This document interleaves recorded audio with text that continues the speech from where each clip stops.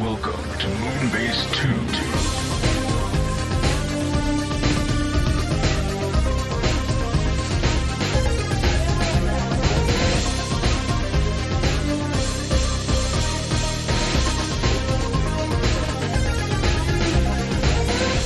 Hello, everybody, and welcome to the Moonbase 2 podcast. My name is Andy, Corporate Commander, TFW, and I'm joined this week by the man who has hands on his coat. It's Mikey G. Wolfie 3. Hello, Mikey. You're not even trying. No, I am. Why am I not trying? I don't know. Who has hands in his coat that you're looking at on your desk? You'll find out. You'll find out when we get to what we got this week, or what we did this all week. All I can think of is Ocarina, and I guarantee you Nope. it's not that. It's not that. It's not that. You'll have to wait. You'll have to wait and see or hear, because you can't see shit. Because I pulled your eyes out. What you been up to today, Mikey? Or what you been up to this week? In fact, tell me what you've been doing. Have you done any fun things? Just briefly before we get into the podcast. You feeling good? Feeling fresh? You've got energy. I don't like it. Oh, okay. Well, I Stop can take that. it down a bit. You're at about 7 now. I need you at the standard 4. Are you doing the Ross thing where he's just got his hands and you go, when he wants people to be quiet? He's like, I do like to do that to people sometimes. Do you know what? Do you know what was one of the strangest, funny realizations I had? Since you mentioned Friends, when they did that Friends reunion special thing, and so many people thought it was a new episode. Oh, and there yeah, were so no, many people it's a guest thing, isn't it? It's like a Well, it talk was show just like, thing. yeah, and I was just Yeah. like, one, it's Friends. Why are you that excited? And two, like, I just loved how there was so much disappointment going around. See, I like other people's pain, basically. I think it was a better idea that it was that rather than a new episode, because I don't think it would be a good idea for them to try and write for it now. God, no. I mean, I don't think it was a good idea for them to be writing up it as long as they were, because those, like, I was never huge into Friends, but those last seasons are just dire. I mean, they were definitely doing it for the money, which is understandable because they were making fuck tons. Oh my god, yes! Which is why Breaking Bad, Bad. The Big Bang Theory went on as long as it did. Breaking Bad. Breaking Bad also went on for a long time because it was making fuck tons of money. I mean, that's TV shows though, isn't it? It's like, I say that, but it's like, I would have liked Babylon 5 to have gone on a bit longer. At least one more season. That was not making money, Andy. That's the problem. That's the problem. Because, it's no shock. Season 4, Babylon 5, amazing. Season 5 takes a big nosedive, unfortunately, because it's got to wrap everything up. It's got a weird ending. You mean the last episode? I like the last episode. I think I don't think it's necessarily bad, but it is odd. It is strange. It's a way of. It feels like a way of J. Michael Straczynski kind of going, okay, this is how the universe or the human race in this universe ends and where they go, and it's an interesting idea, and it shows you like lots of different steps throughout human history. The problem is, it doesn't really show you how we get from like the second Dark Ages to, if you remember, it's like. Before we're the Vorlon species, right, at the very, very end of the recording, it's the thing before that we were in a dark age. It's like, okay, how did we get from that to Vorlon? It's a bit of a jump. Bit of a jump. But remember, Andy, they did have that lovely spin-off show with the Technomage. Crusade, which I actually saw before Babylon 5 because it was on TV here. Jesus. Babylon wasn't. Oh, no, Mikey. Well, at least it didn't colour your view on Babylon 5, I suppose. No, I was very confused because everyone was. I'd seen this marketed as a sci-fi. What, you mean Crusade? Crusade, yeah. I can't remember much about it apart from the ship design, which I thought was a bit crappy. It follows on from Babylon 5, and Babylon 5 kind of turned into science fantasy. So yeah, that's kind of true, yeah. But like, I was just like, what? And I did like the idea of it following on from Babylon 5. The problem was I don't think it did a very good job of following on from Babylon 5. You know, I like the fact that they focused on the Drach. You know, they poisoned Earth, but it feels like it's like, really, you poisoned Earth? Can we have something like when Centauri Prime, because that was meant to get all fucked up? Shouldn't there have been something to do with that? I thought you were about to say like, oh well, look, we poisoned Earth. That's original. Yay! People should have just gone, it's the same, nothing's changed, it's fine. No one's ever poisoned Earth before. No, yeah. It was a real basic setup for like a a journey through space to find the cure. It's like, it's a bit boring. And it was just bad as well. That didn't help. Also, I don't think they should have brought back techno mages. I think techno mages are an interesting idea as like a one-off idea, but I don't think you want a techno mage in the cast of a show. At least I didn't think it was. I think you could do it. I just think you would actually need writing talent. I mean, you could say that with anything. Yeah, they could have made it work if they were better writers, but they weren't. What it was a pretty lackluster attempt, in my opinion, to kind of spin off of the way sci-fi was going at the time, which was like short. Farscape, right? Farscape a bit. The same time. I'd say also a little bit of drip, since like I said, there's a bit of a fancy element to it, bringing in stuff like what was Andromeda was doing it as well. Like they were trying to there was a very certain style of sci-fi that was getting popular at the time. I remember not hating Andromeda. It wasn't, well, the first couple of seasons aren't terrible. Yeah. Kevin Sorbo's a bad actor, but no one watches Andromeda because Kevin Sorbo's an engaging protagonist. I still love the fact that he screams disappointing in Hercules because it was written in the script as a description of how he should look rather than a line that should be written or spoken. Disappointing. It's like, oh, Kevin Sorbo, no. He's not the sharpest duck in the pond. Bless him. He is not he's a goose, he ain't a Shuba. No, but he's very pretty goose for the ladies, I'm sure. I'm sure he was a big hunk for a lot of ladies out there. Yeah, but I always thought, like, at the time, like, sci-fi and fantasy shows, especially, like, the mid-tier budget ones, always went too far. They always went on for at least one season too long, and they always went too far with their concepts. Like, Xena was doing really well for 1 or 2 seasons, and then they decided to start murdering the gods for the sake of Christianity. Which was a very strange thing. And then that went nuts. Would you say they're trying to do a Kratos, but a bad version of him? But Andromeda went on a season too long. Buffy went on 2 or 3 seasons too long. And so on and so on and so on and so on. Like, they always hit that point of good. Like, Farscape, I think, is the only one that got away with it, and that's because it got cancelled. Yeah, I to be honest, I felt there was a big dip in Farscape when they went back to Earth. I remember, for me, when I was watching it much later on. That was a weird thing to put in, really. Because it was so unimportant to the narrative. I think that was the issue. They went back to Earth, and it felt like, why did we even go back? Like, it was kind of like the highlight that John isn't the person who left. This isn't his home anymore. These weird, even by the standards of bizarre alien biology, these very weird people are his family now. Mm-hmm, yeah. And they did a follow-up episode where a documentary crew did analyze things like all the people's characters and said oh, they're all freaks, and everyone got really offended. And I was just like, well, no. No, that wasn't neat. I didn't need to see Chiana drinking out of a toilet because she was this bright person. She'd get the logic of you don't drink where you poop. I mean, you would have thought so. And I know they're well, the water's clean after you flush it, but it's not really the point. She's not an idiot. No.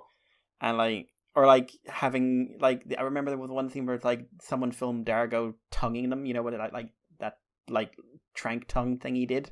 Oh yeah. And it was the violent nature of this alien monster, and we're just I remember the video started him going I really don't want to do this. I really don't want to. Oh, fine, I'll do it, but you're not gonna like it. I was just yes, the clear violence inherent in this beast. Please don't make me do this. Oh, okay, I guess I'll do it. Yeah. Told you. Yeah, Farscape. Yeah. Great show. Yeah, I wouldn't say I loved it. I thought it was all right to a point, and then it got to, like I said, and then I was like, oh, man. I think that Earth bit was nice and short. I think after that it was great, and I think before... It has dummy episodes, but it doesn't have a dummy season.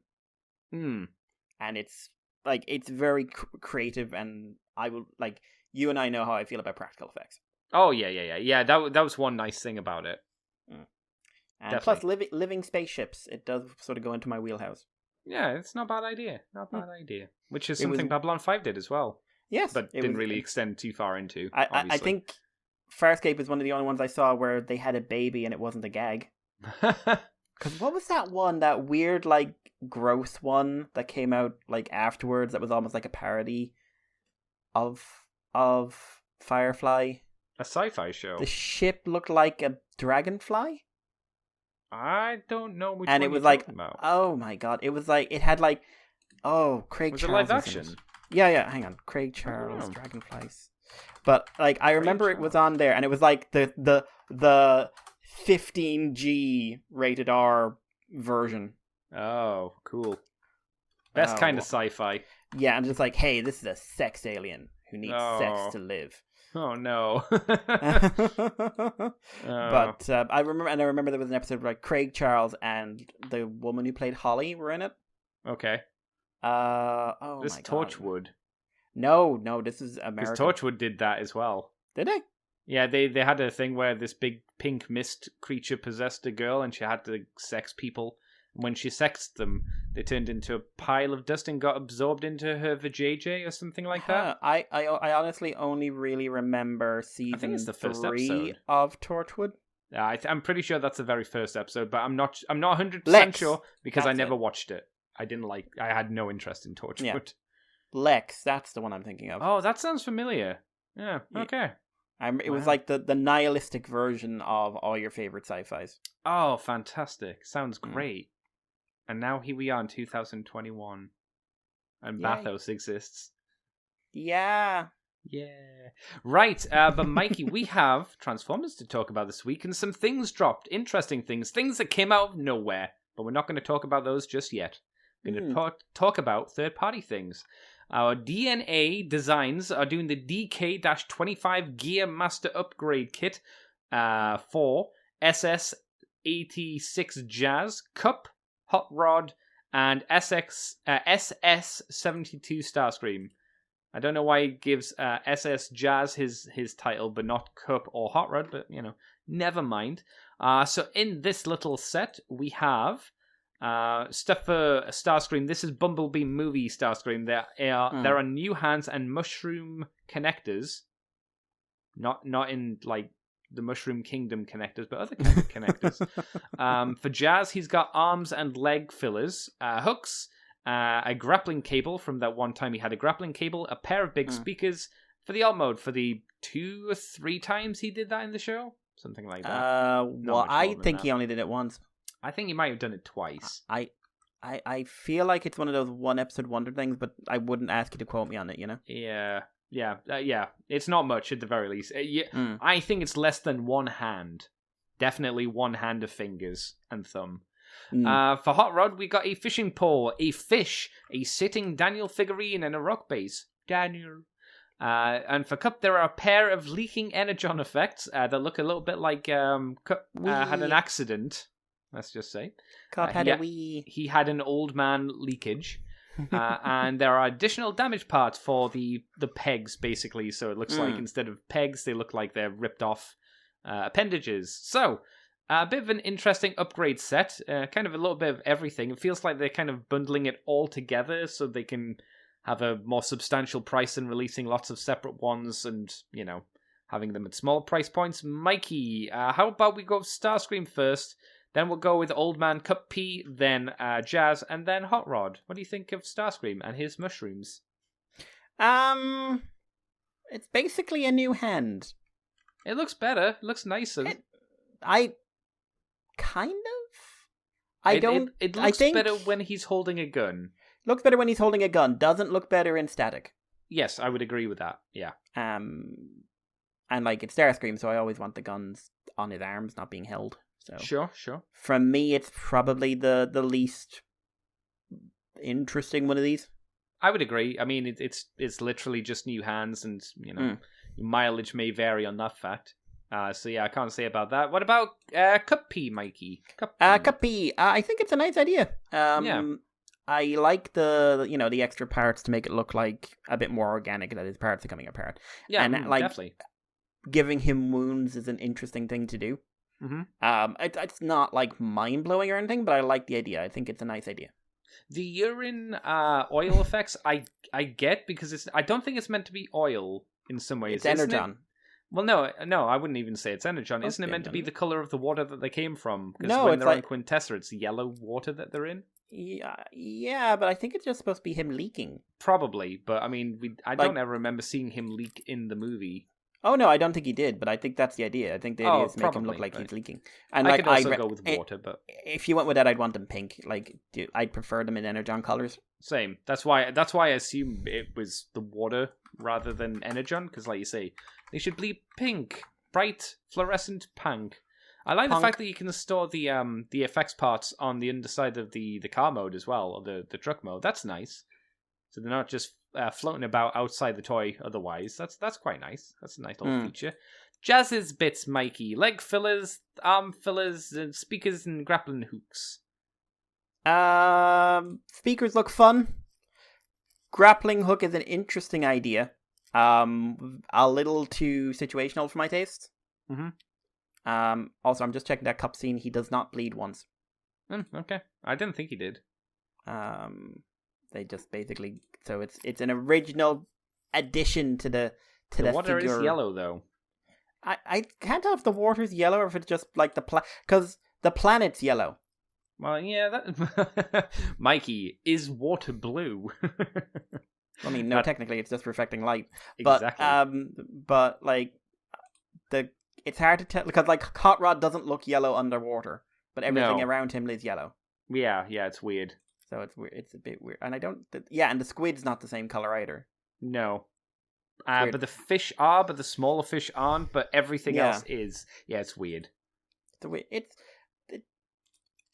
It's the best Transformers movie, at least in terms of like nostalgia. But it's such a weird movie. I mean, to be fair, like if you compare the scenes with Orbulus and the Unicron stuff at the start with the shading, like you can tell a lot of money went to that, and then it drops. Yeah, and there are points where the animation quality does pick up, but then there are points where it does again have to go a cheaper route, which makes sense. Yeah, obviously. I will also say like the sound effects in that Orbulus, is it the Orbulus scene or the one where they're saving Bumblebee and Jazz and Co. Where the jaw's going like chomp chomp chomp, and it's like the Hanna-Barbera chomping noise. It always takes me out of it. I'm just like, what the. This is very distracting.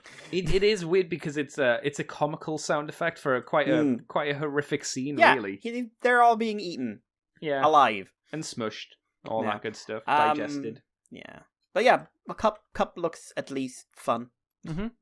Jazz, like I said, the hook's a bit situational for me. I get the inclusion, but just not. I'd rather it with like a stiff wire because you could do more with it. The speakers look well done. They look fun, and I like that there's a bit of modularity and they can be used in both modes. The gap fillers, I never get particularly excited about. I think they're useful, though. I do think it's weird that I don't know whether this is indicative of like the final product, but do you think it's weird that, the image of him hanging from the grappling hook, he isn't actually using an arm filler for his arm being inside?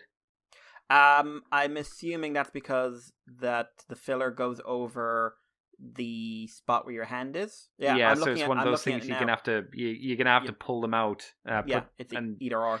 Yeah, that's a bit sad that they can't like flip and keep the hands in and keep the filler on as well. Bit sad. Or just like be able to put the filler on over really. But that'd be nice. The microphone things, they're okay. Yeah, like you say, the grappling hook is very very situational. But then again, It's nice, but again, I can't be like, you know what I miss from my Jazz toy? I miss his hook. Such an essential part of that episode from the first episode to the second episode, one of the two. Oh God, who knows? Someone knows. The second. Some Jazz historian knows. Yeah. What about Hot Rod and Daniel and the fish? It's the most detailed. Mm-hmm. It's for one display, so if you really want to do that scene as a display, this is it. Well, to be fair, if you look at the image, there's an image of Hot Rod like squeezing Daniel's head like it's a grape that he's about to squish. Depending on how you look at it, he's either comforting, murdering, or being real creepy. Definitely murdering from my perspective. It's like, Daniel, I got a fish. Look at the fish, Daniel. Turning it fish silver. Forcing his head to look up. Look at my catch, Daniel. Why is this also, I can't remember, like, a fish that size is fucking enormous. Oh, yeah. Oh, definitely. This Daniel is not in scale. shall we say. He also has no eyes, which is horrifying. I always like to think of Daniel as basically a soulless demon. I mean, he is, but he does have eyes. But not this one. He has something that he wants you to think are eyes. Oh my god. The perception filter. Actually, he never had eyes to begin with. Yeah, because he doesn't have a soul. He's Daniel. It does say that the final product may vary, though, so that's a thing. Mm. It's a good idea as well that they actually have a butt plug for Hot Rod to attach to. Yes. So that's a good idea. I guess like this might be one of the main features of this set, and it's all right. It's quite cute. This is probably the selling point. I would have thought so. The other ones are minor, unless you're a big jazz enthusiast. The other one, like the Starscream, the cup is nice, but isn't essential. And I think the jazz is probably the most essential, apart from the super fun stuff, which is the Daniel and fish. Mm. You know what would have been nice, actually? I know it probably wouldn't have matched, but not have this fish, but have one of the Quintesson fishes. So then you could also like mix it over with the cup figure. See, I'd like a little Sharkticon. No, that'd be fun as well. Yeah. I could be down with that. Or like go a bit nuts in it. Like have like the what's his name, Jawbreaker from the Seacons. Oh yeah. I could be down with that. Yeah, that'd be fun. If I did something like that, it's so simple. I would just go like, and here's a bunch of like fun options if you just want to have a laugh. Here's him catching depth charge. I suppose that might increase the price a bit too much, though. I guess. Yeah. I don't know. Still, it would be maybe a bit of a laugh. And yeah, I would like to see it as well. This set is apparently coming out November-ish. I'll say ish because things can change. November. So if you want to grab it, I guess pre-orders might be up a few months beforehand. Either that or the pre-orders will be up in November, one of the two. But yeah, it'll be coming out soon, not too far away. Mikey, what's up next? New third-party company, Mini 1984 Toys. That's a terrible name. So these are a Legend Scale company, presumably. They are doing a Legend Scale G1 Blitzwing. It's going to stand 12 centimeters tall. Each mode, of course, comes with a gun. We only see him prototype. We don't see a color or anything, and he comes with the sword. I don't know. There's something a bit like he's got a very different backpack look. Okay. Than standard Blitzwing, and it doesn't look to me like, okay, we've gone for a stylized take on Blitzwing. It looks more to me like we didn't know what to do with his his kibble. I don't know why. Because I don't know why. Does he give you he gives me a Brave vibe. Like he looks like a figure like who animation wise could have been in a Brave show. He wasn't. Yeah, a bit. Like his head looks a bit off. But I think Blitzwing, you always think of the head, and I like the cannon. The turret is extending further than normal as well. Ladies. Like I'm not listen, it could be original, be different. Do it. It's just like the big shoulder backpack doesn't. I want to see it colored because I want to see is it your intent to have this as part of the aesthetic, or is it your intent that we the way we engineered it, like we didn't have anywhere to put these. Yeah, I think that's going to be a real deciding factor, especially when you look at his vehicle modes as well. He's posable enough. I'm hoping the back of the tank looks fairly unstable, but I'm hoping that's just prototype effect. What do you mean unstable? Well, like there's one picture from the back, and it looks like nothing's tabbing together, and it's all like lifting up. Yeah, it's all held together by ball joints and hinges, I guess. Of Titan's Return Megatron's alt mode. Because his back end has a lot of problems. I like that mold a lot, but that back end has problems. Ooh. And yeah, they've gone for a pretty standard looking jet mode, but with, again, like, maybe it's just their jointing, but like there's very unattractive joints along the side. Definitely. Yeah, it's weird. I want to see this thing colored up. Also, he needs bigger wings, but Blitzwing always needs bigger wings. Why does he need bigger wings? Is he meant to be aerodynamic? Because he's an alien robot from space who can turn into a jet, a tank, and a robot. I'm not too fussed. Who functions within our atmosphere. Yeah, Andy. I'm not too fussed. He needs to fly. An 80s cartoon for children. I'm not too fussed by that. Bernoulli effect. Those wings don't work. Space aliens. not in space. Distinctly not in space. I definitely have some issues with the tank mode. It's super gappy. My favorite Blitzwing design is animated Blitzwing, and I will never apologize for that. That's fine. He still I doesn't love have a his good little toy, golf though. ball tank. He has a bit of a dodgy jet mode, but I love that little golf ball tank.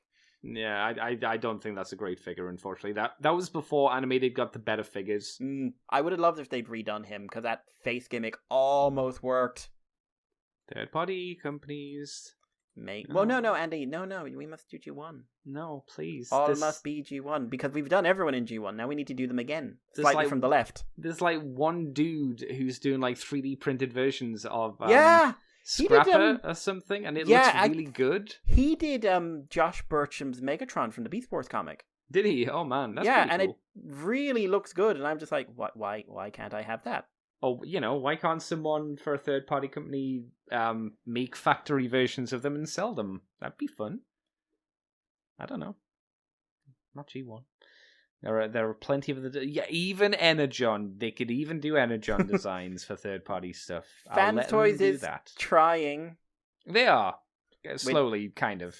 Tubby Megatron, or Tubby Optimus. I want to know when someone's going to be brave and do. Maybe not brave, but go weird and do something like you remember the Mask toys? Do them into Transformers. That'd be interesting. It'd be different, wouldn't it? Yeah. So you have those designs of like Venom's jet. You have it transform from a helicopter to a jet and have it turn into some kind of robot as well. That could be fun. Be different.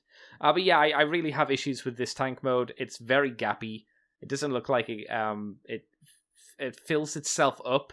So I don't know whether the back of his legs are going to be beige as well to kind of mesh that tank mode together or what. But yeah, this is not one of the most successful legend-scaled, in quotations, Blitzwing figures that we've seen. And as far as I know, this is the first time we've seen mini 1984 toys before.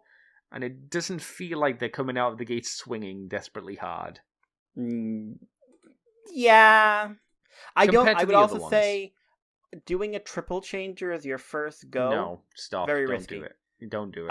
Unless like the company, like people have come over from different companies or who have designing experience, of course. But I guess even then, you want to start off with like, this is our big. What I don't want you to do Optimus ever, because no more G1 Optimus ever again in my life would do me just the world of good. But at least that's the safe option to do, isn't it? Like when you start off a company. Baseline, this is the aesthetic we're going for. Simple transformation, boom, boom, boom. That's what we're offering. Here's a trailer. So it's one of those ones where I think they're trying to garner a bit of like coming out swinging, and this needs. I think maybe if the color layout of the robot mode works, especially on that backpack, it'll probably be a different story. Because if like those pegs or something are like a dark color versus like the back of the treads, the forward facing part of the treads being like a cream, that could work. Maybe, yeah, you might be right. But we'll wait and see. We will not judge. We will not prejudge. That is prejudge. Oh, prejudge. I was going to say we will judge, just not yet. Just not yet. Shall it take us on, Mikey? Yeah. All right. I don't think we've talked about this for a while, but I'm sure we have talked about this in the past, right? Very, very long time ago, back when it was looking like I think Mastermind were going to do the IDW Grimlock. Oh God! Yeah, that was a long time ago. Then God Almighty, I nearly had the money sorted for him, but I'm after finding out 4 things I had in pre-order from a year ago just came in. Hey, which and my response to that was they were supposed to come in increments of 2 months each over the last year. How about you get fucked? How about you don't drop over €100 worth of stuff on me? Yeah, I really hope my eBay stuff sells. I'm gonna have to start dropping prices soon. I think if they don't start selling, because HLG are going to come after me soon, one way or the other. Oh yeah, and they break thumbs. I've got 2 things, but they're very cheap things. I'm waiting for them to actually have some things actually come in stock that I'm after. They haven't yet, though. Anyway, this, Mikey, is Mastermind Creations reformatted R-49 Mentis, which is IDW Rung, everybody's favorite little boy. So, We see some images of him in his robot mode with his scooter. Well, we see one image of him in his robot mode.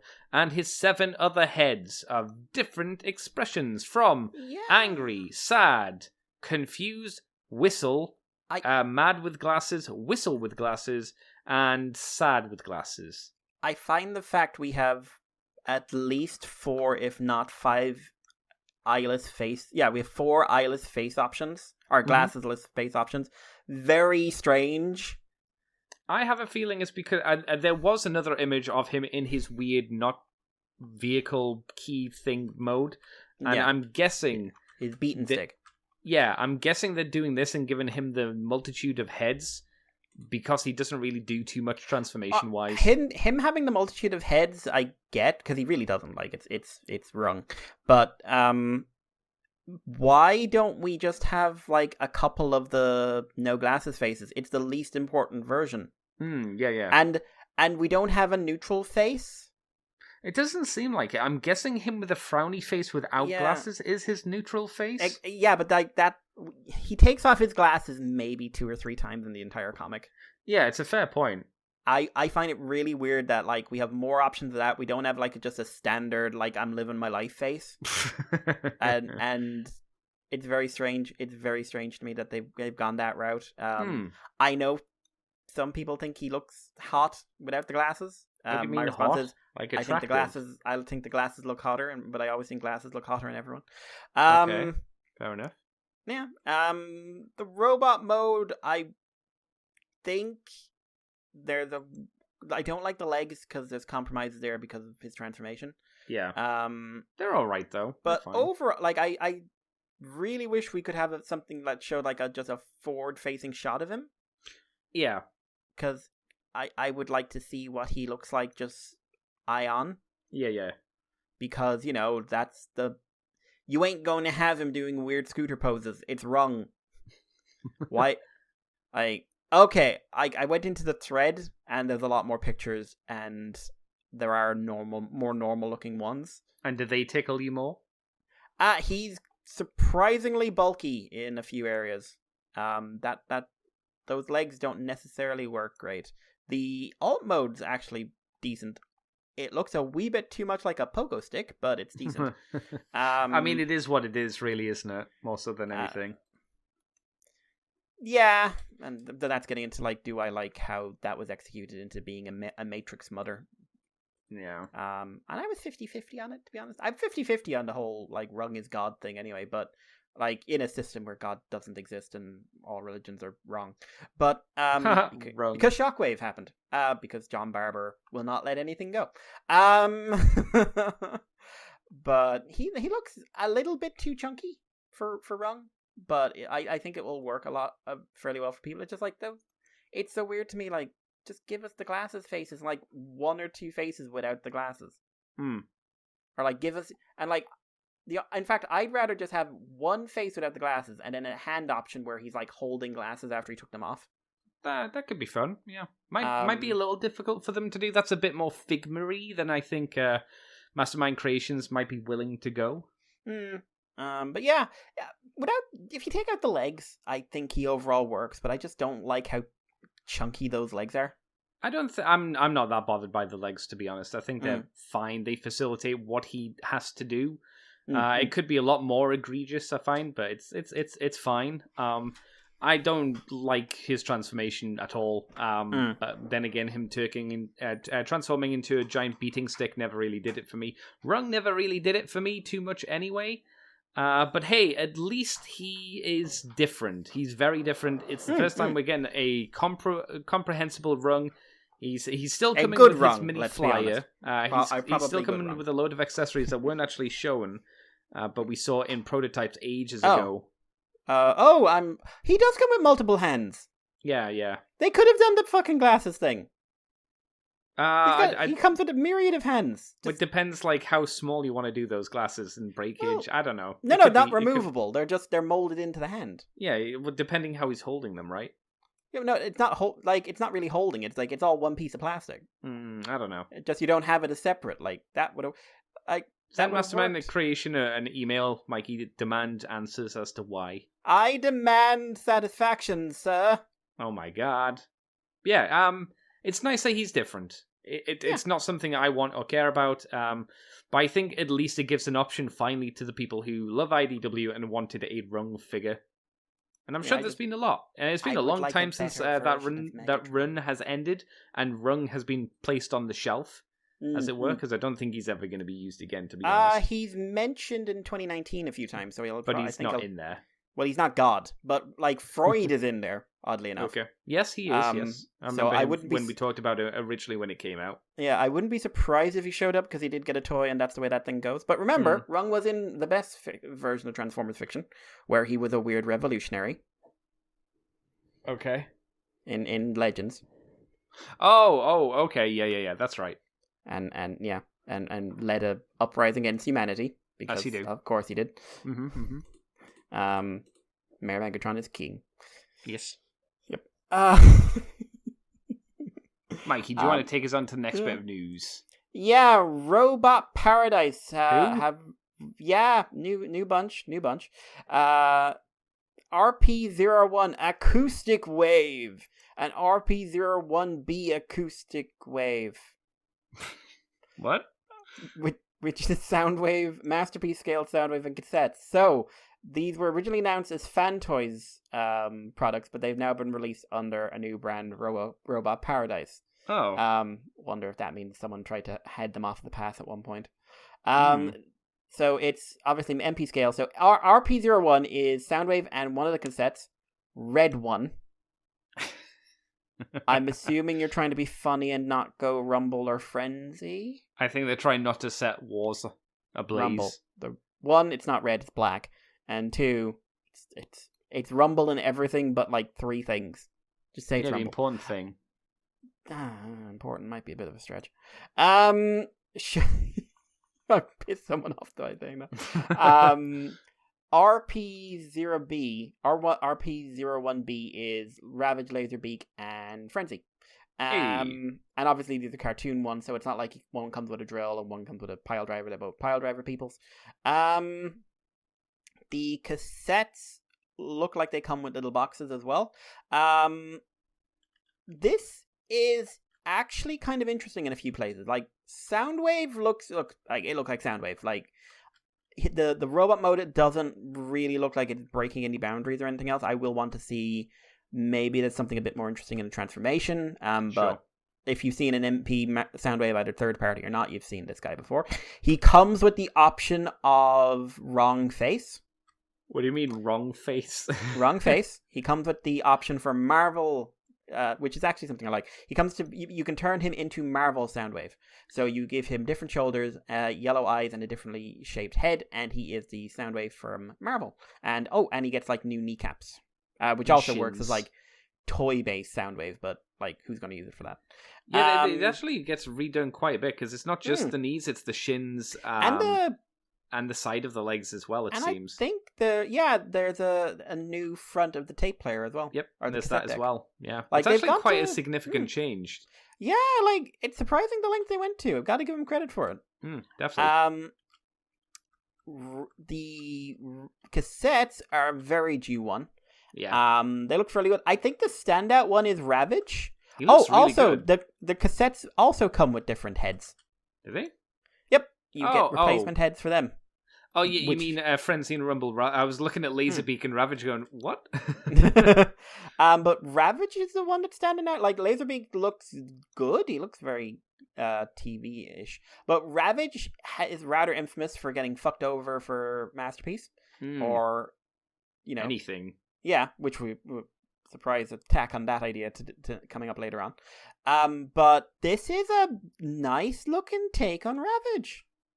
Yeah, I quite like it. I don't get how he looks so thick, basically. Yeah, that transformation, like, he must kind of, like, because he doesn't, it looks like maybe he, like, folds in half, or, like, maybe the cassette's just really white. Yeah, maybe and that's that was their way around it. We made the cassette thicker, which, it's a dead piece of technology. Make it as big as you want it. Yeah, and let's be fair, it doesn't need to be accurately thin. No, at least that's not what a Jaguar looks like. Yeah. That's not what a Jaguar is. But Ravage, I think, turned out really well. I think the Soundwave himself doesn't break my mind. I think the toy/Marvel options are quite nice. Mm-hmm. I like the little extras they put in for the Rumble and Frenzy. What are the extras? Well, he gets it's the heads. Oh, okay. Yeah. Laserbeak looks like he's a bit more posable than normal, like he can do the wing thing, but presumably we're going to get a buzzsaw down the line at some point. That's crazy. Or Garboil. What is it in Garboil? Mr. Garboil. The blue one. Mr. Garboil. Oh, what was the Kiss Player one? He was yellow. It wasn't Blitz, was it? Sun something. Because I had the original version of that. Yeah. Orange one, right? Yeah. Yeah. Sun. Oh god, that's gonna bug me. But no, I'm surprisingly okay, and it's not because of the base figure. It's because I think they've gone a little bit the extra mile in terms of accessories and those cassettes. Yeah, it definitely looks like it's not just another Soundwave. It's another Soundwave, and then it has all these cool things, which, like you say, add to the value.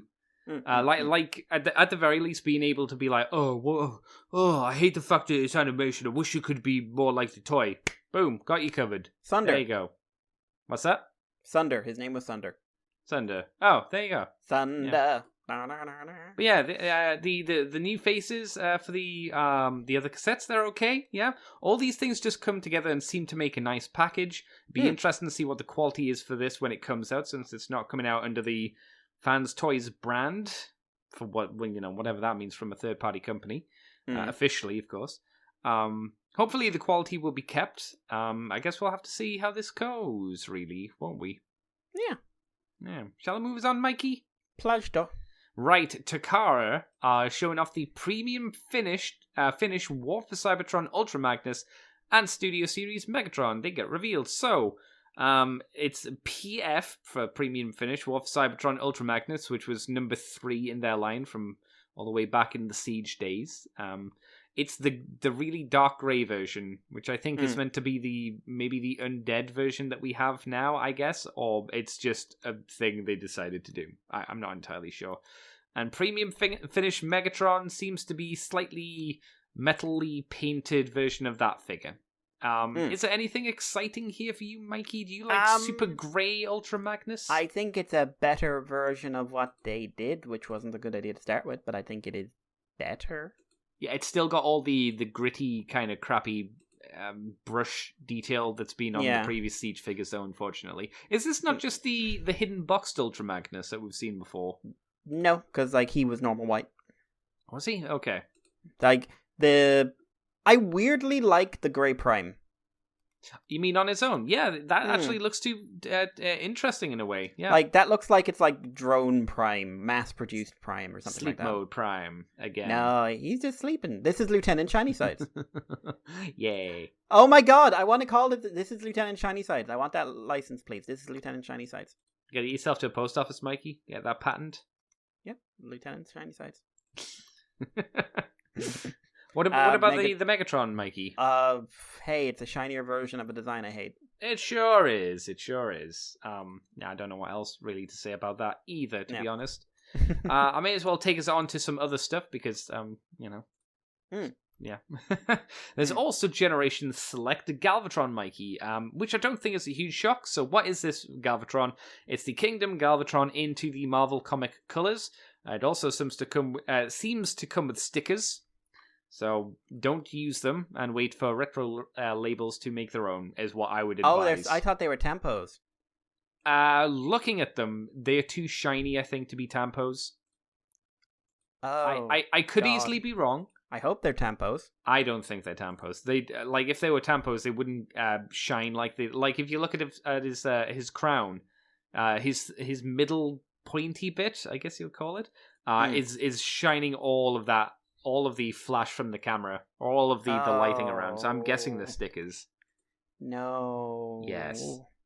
But this is the guess. I don't know for sure. I don't think it says. Oh no, it's no. It says no. It does. Comes with sheet of foil labels, so the foil as well, even better. Including the only thing that's nice is it does include a heat sensitive sticker. Which does the Decepticon reveal. I'll read you the description. Okay, hold on to your butts, people. Behold, not my butt. Galvatron. The Herald of Unicron blasts his way into Generation Select line with this special edition figure. This Galvatron figure is inspired by the 1986 toy release, featuring comic-inspired deco, including 2 weapon accessories and a green matrix of leadership. He didn't look like this in the comic. Shh. Yes, he did. No, he didn't. Shh. No, he did. Shh. No, I'm. No. No, you see, Marvel like went for a different color. Like Galvatron 2 looked one way, and he was like. They look the Galvatron same. 2 is mostly blue. They look the same. Galvatron 1 is blue. 100% the same. Neither. This isn't what. Nope, it is. I mean, it might be that. Let's have a look at the original toy. It might be original toy. I don't remember Galvatron very well, to be honest.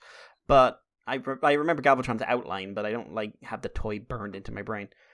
The toy didn't look like this either. It kind of looks like it. It's a different color.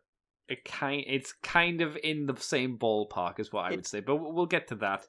The accessory for the Matrix, as I was mentioning, comes on a chain that can be worn around the neck of the figure, like the Kingdom one can. This Galvatron figure converts into a galactic cannon mode in 33 steps and comes with the sticker foil sheets and the Decepticon logo, which I mentioned before.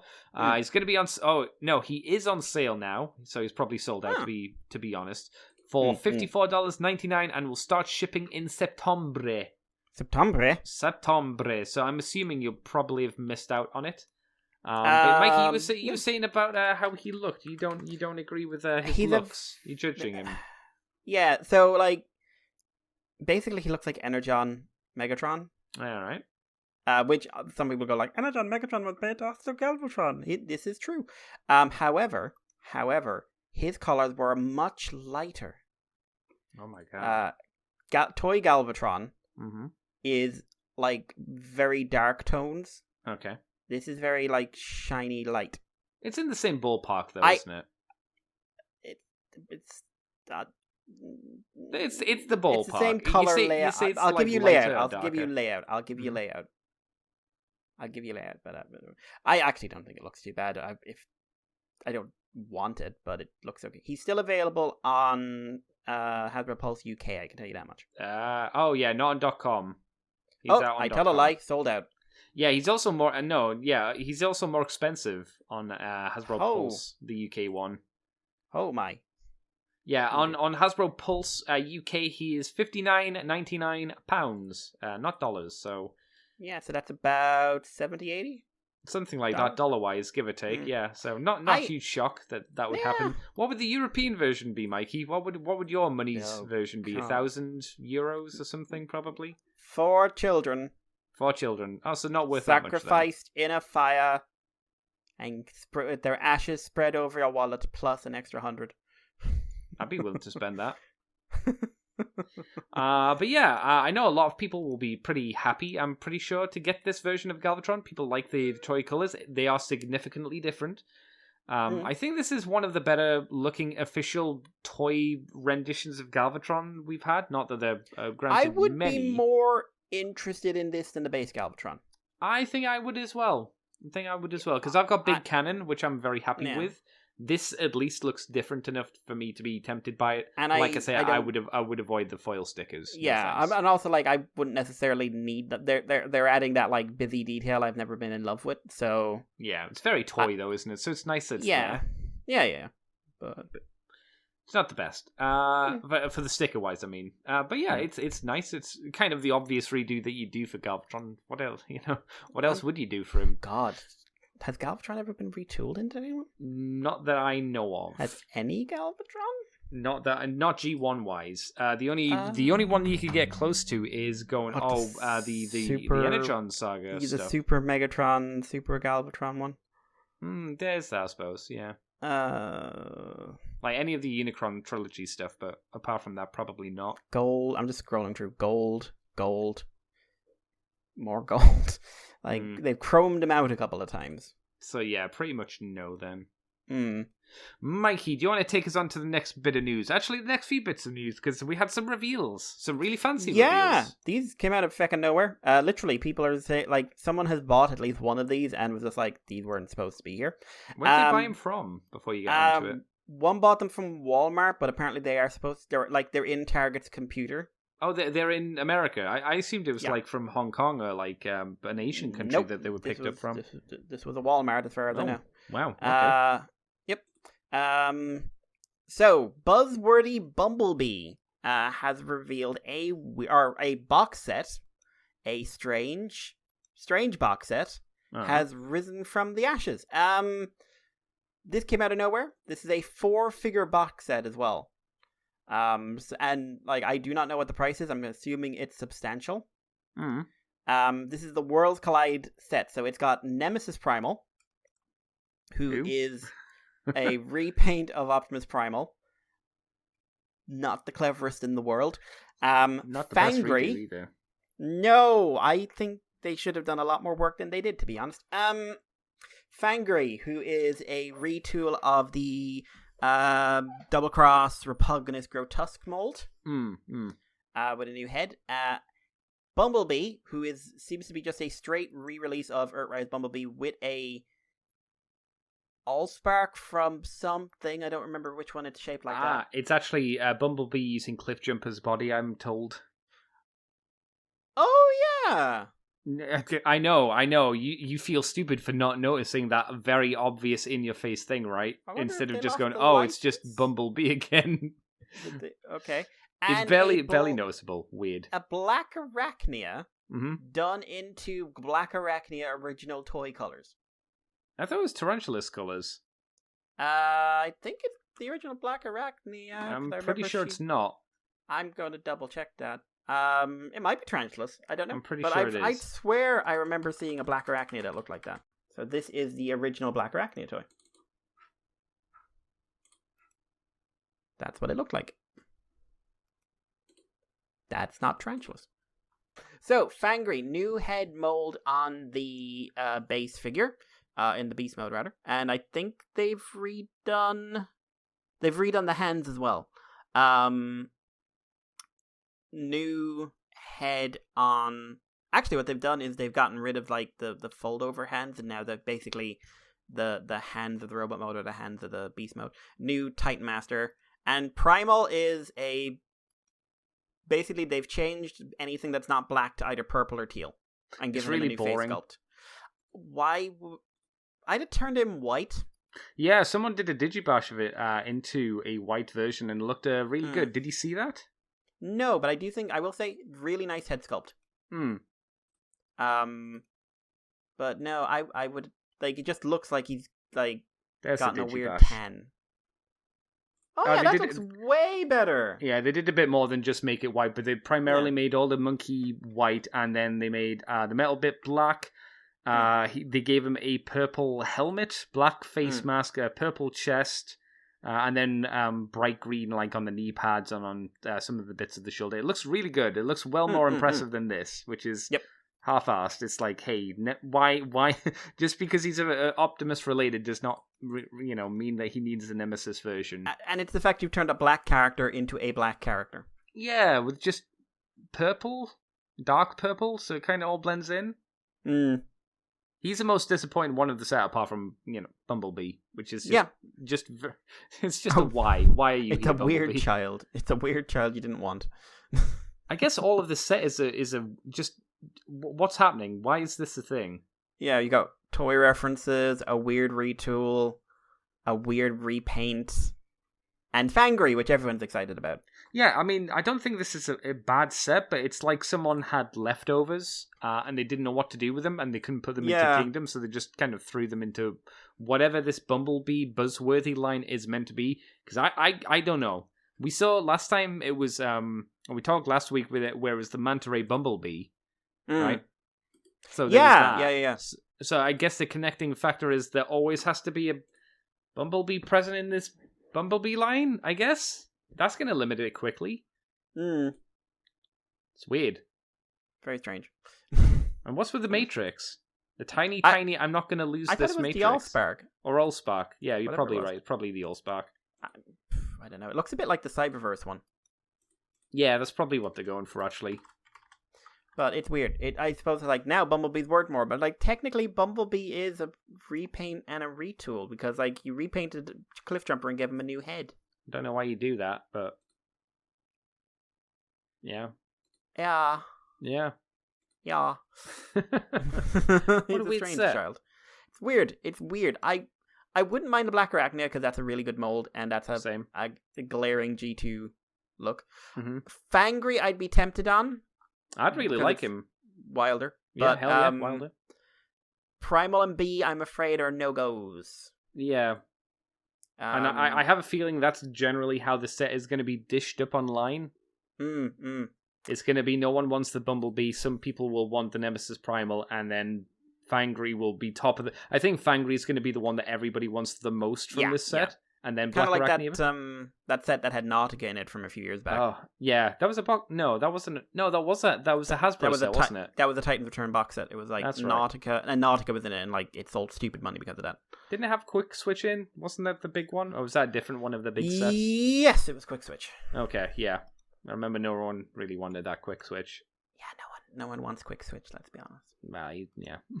He's not what you call a cool character. No. No.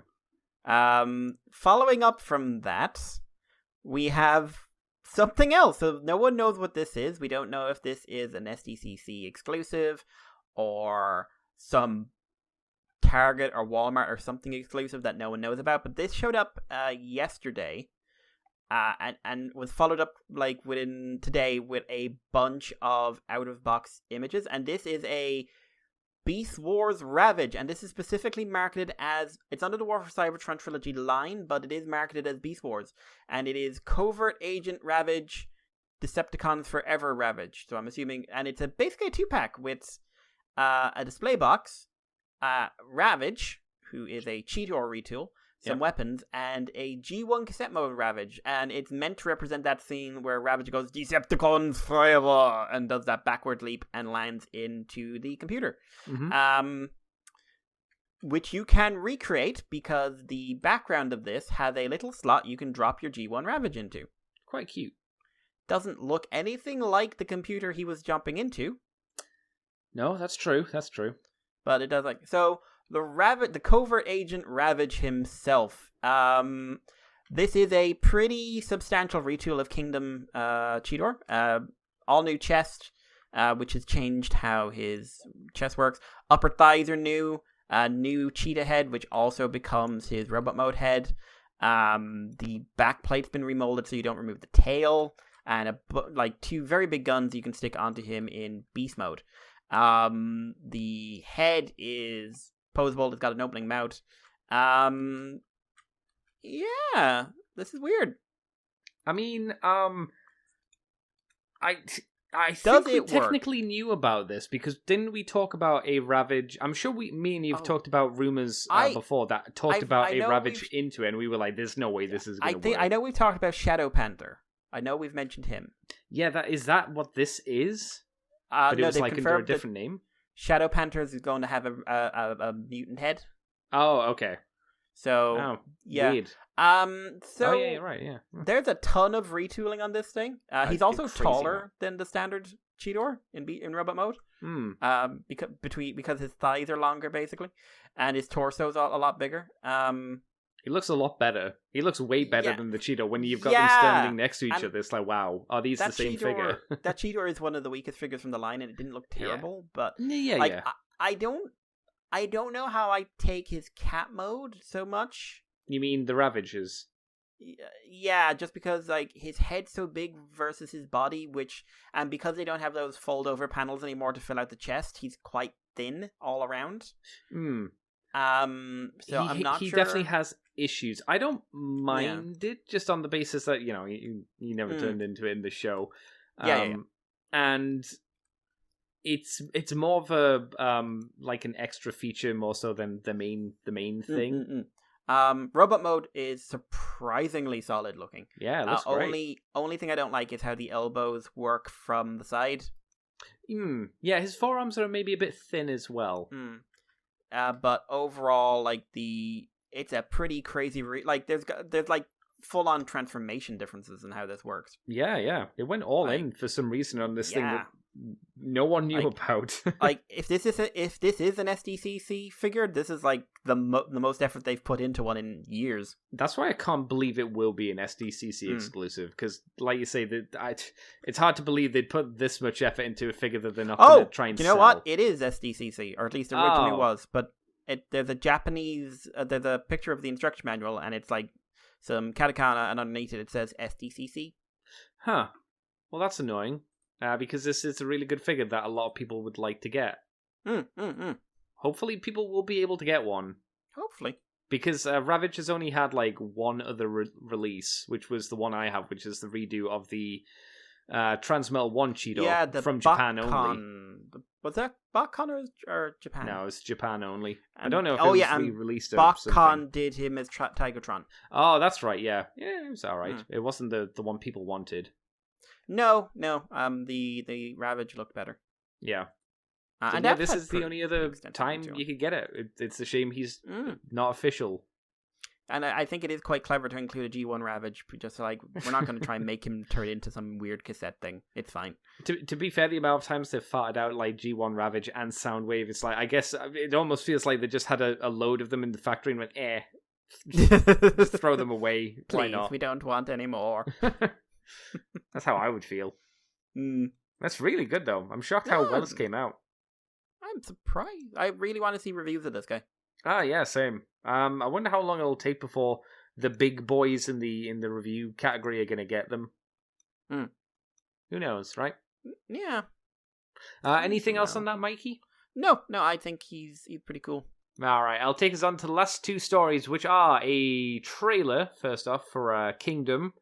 Hoorah, hoorah. Remember, everybody, it's premiering this month on the 29th, so whoop-de-doo. Mikey, what did you think of the trailer? Did it relieve your anxiety for it to be a badly written show? Did it make you go, maybe this will be the one that changes my mind? Maybe this will be the one to save the War for Cybertron series on Netflix? I like that May Kat's writing it now. Okay, yeah.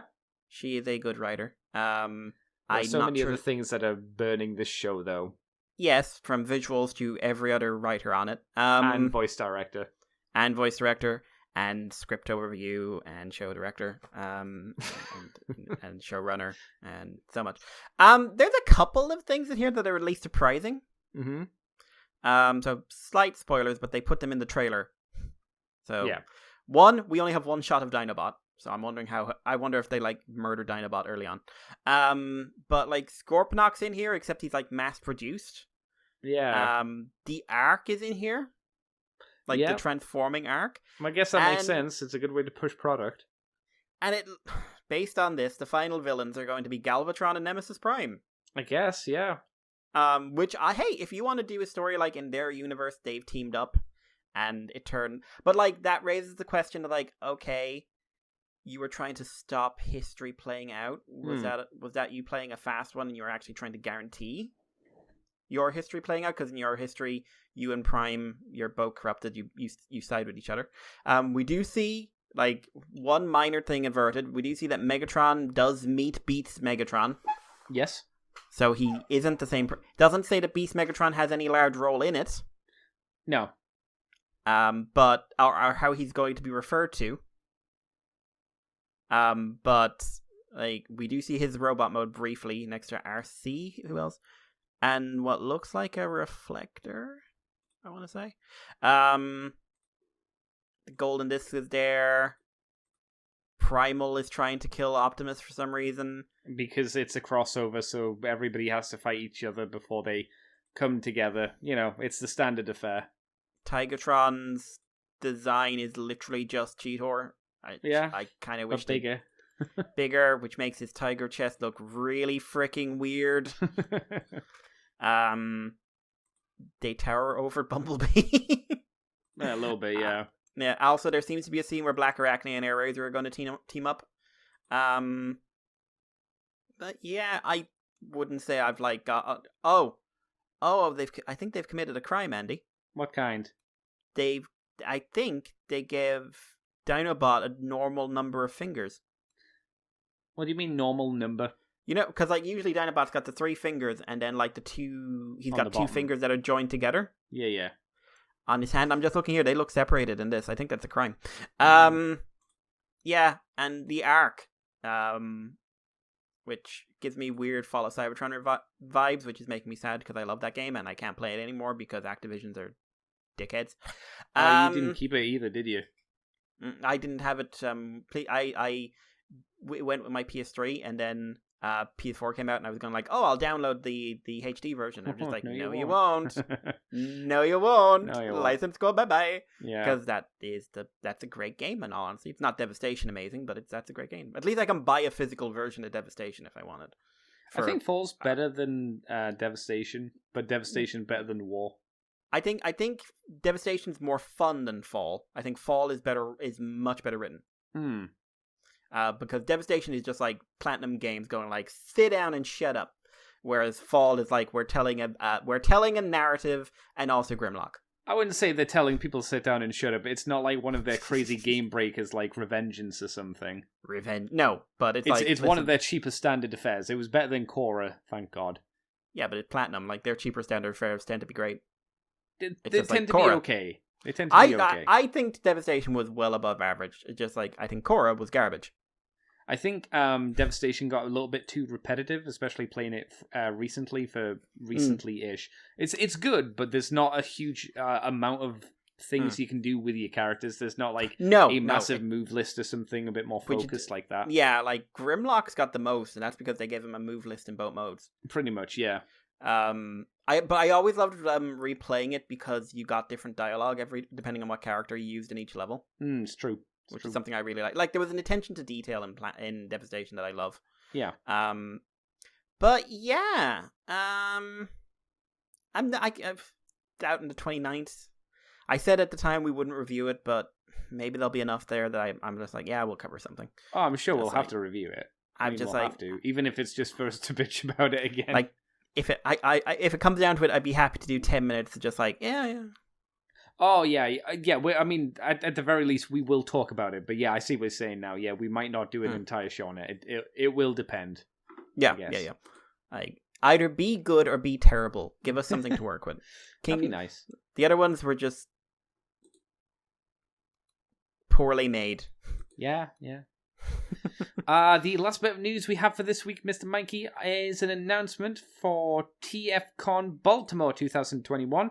Voice actor Hal Ryle will be in attendance there. He did the voice of Shrapnel and Snarl and lots of other things as well. So if you're in the area, go and say hello and, go and listen to them do the panels and whatnot and all the good stuff. And that's it. So I guess we can move quickly on to Mikey. What have you been up to this week? What have you done for fun? Let's see. Oh, I got a package yesterday, which was finally got the Death Side. Okay, nice. The high-graded Death Side arrived, so I'll hopefully start building that maybe this evening or tomorrow. Mm-hmm. But yeah, I'm looking forward to that. I've got another one due, which is the... Hang on, was it just Death Scythe in that box? Yeah, I've got another HLJ order on hold until I've got money. But although, I'm running out of time for that on hold, I might contact them and say, like, hey, would you mind holding out a little bit longer? Mm-hmm. The next, I paid for this, last year, so, in full by accident. So I'm actually okay. I was able to just say, okay, ship it now, which is the Technoman Blade Techman that got shipped yesterday, I think. And it's got some new liner markers in there and everything else. So that's coming. Game-wise, played a bit more Sonic Mania. Saw Sonic Colors is coming to PS4, and that's supposed to be, the good 3D Sonic game. Where people said, oh my god, we're saving Sonic again. And then they followed up with, I think, Sonic the Werehog. Oh, right, okay. So I think this was the one that got people very excited, and then they followed it up with a game that didn't. But it's Team Sonic, so you can't trust them. I wouldn't trust them if they told me what color the sky was. Yeah. Because I'd look out and check. TV-wise, what do I have? I don't have a huge amount. Infinity Train. I started watching that yesterday. Okay. So this is a Cartoon Network anthology series that started there as a short in 2016, and then they went on to do a 4-season series. Each series has a different protagonist. It got cancelled recently because the writer said they wanted to stop having teenage protagonists and have an adult. And Cartoon Network wasn't up for that, and from what I understand, the creators wouldn't bend on it. They said they wanted to, because they'd been aging up the protagonists each season. Right. So they said, like, we want to do this, but hey, Cartoon Network. It's a weird, like, I'm not very far into it, but it's an kind of interesting cross between Over the Garden Wall and Stranger Things. Very much made in that post 80s nostalgia, like 80s synth music nostalgia. You know the time. You know where everyone's soundtrack was like and stuff like that. I'm not musical. Deal with it. But basic story is a girl. Her name's Tulip. She wants to be a computer programmer. Her parents have recently broken up, and they basically dumpster fire her by, she has her heart set on going to a computer camp, and they say, "Oh, we'll absolutely do this." And then her dad rings up and said, "Nope, I fucked up my scheduling." And her mother says, "Nope, I planned for you to be gone." And then they're just like, "Well, fuck you, child." As she storms off, goes to catch a train to go someplace, ends up catching the Infinity Train, which seems to be a giant train made out of weird rooms. Bit of horror so far, where she gets attacked by cockroach monsters. Meets a little robot called 1-1. It's not like blowing my mind the way Over the Garden Wall was, but it's got that like skewed older tone that I think, if you're going for unsettling works, it doesn't feel like they're trying to imitate Adventure Time or Steven Universe or anything like that. It feels like they are trying to hit that like semi-horror vibe. Okay, well that's something at least. So it's interesting. Visual style is pretty much of the time. It's not brilliant. It's not terrible. I'm going to keep on watching. I want to see where it goes. Owl House started up again, so I've watched a few episodes of that, season 2. That's still a fun show. I really liked season 1. I thought it was really well put together. Season 2 is basically following up on the plot lines they laid out there. So it's really hard to discuss without having to explain the first season. But I like it. It's a quirky show that pushes a few boundaries. And looks kind of like a Nickelodeon show from the 90s. In a good way? Yeah, not like Wild Thornberrys kind of style, but... Thank God, Jesus. Oh, God, that man's face will be burned into my brain forever. It's been memed so many times as well. Why did Nigel Hawthorne have that face? No one knows. Tim Curry, you know. Tell us your secrets.